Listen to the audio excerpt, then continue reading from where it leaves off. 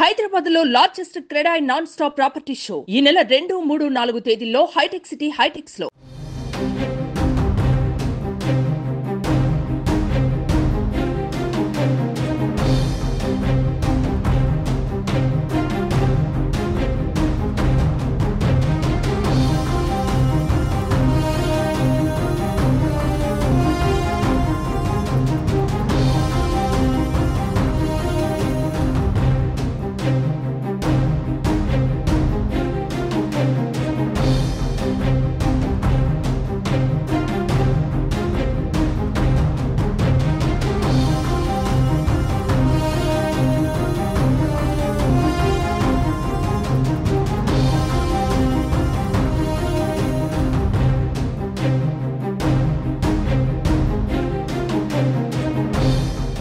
AP రాజధాని అమరావతిపై చంద్రబాబు సర్కార్ మరో కీలక నిర్ణయం తీసుకుంది.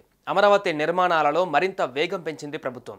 ఇందులో భాగంగా రాజధాని పరిధిలోని ప్రతి సెంటు భూమి సేకరణ లేదా సేకరణ విధానంలో తీసుకోవాలని నిర్ణయించింది. అయితే ఇందులో ఎవరికి ఎలాంటి మినహాయింపు ఉండదని సిఆర్డీఏ వర్గాలు స్పష్టం చేశాయి.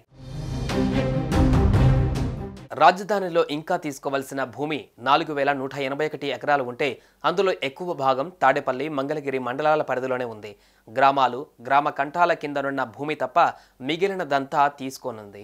దీనిలో ఎవరికి ఎలాంటి మినహాయింపు ఉండదని సిఆర్డీఏ వర్గాలు స్పష్టం చేశాయి. భవనాలను సైతం సిఆర్డీఏ స్వాధీనం చేసుకునే అవకాశం ఉంది. భూములపై కోర్టు స్టేలు ఉంటే వాటిని వెకేట్ చేయించి తీసుకోవాలని ప్రభుత్వం నిర్ణయించింది. ఇప్పటి వరకు ఎవరైనా భూములు ఇవ్వకుంటే వారికి భూ సమీకరణ విధానంలో మరో అవకాశం ఇస్తున్నట్లు ఇప్పటికే ప్రకటించింది. భూ సమీకరణలో ఇస్తే ప్యాకేజీ, సేకరణకు వెళితే పరిహారం ఇవ్వనున్నట్లు తెలుస్తోంది. సమీకరణ విధానంలో భూములు ఇచ్చిన రైతులకు ప్రభుత్వం ఏటా కౌలు చెల్లించడంతో పాటు మెట్ట భూములు అయితే ఒక్కో ఎకరానికి 1000 చదరపు గజాల నివాసం, 250 చదరపు గజాల వాణిజ్య స్థలాలని కేటాయిస్తోంది. అదే జరీబు భూములైతే 1000 చదరపు గజాల నివాస, 450 చదరపు గజాల వాణిజ్య స్థలాలు ఇస్తారు. సమీకరణ విధానానికి ముందుకు రాని రైతులకు 2013 భూసేకరణ చట్టాన్ని అనుసరించి సహాయ, పునరావాస ప్యాకేజీని అందజేస్తారని సమాచారం.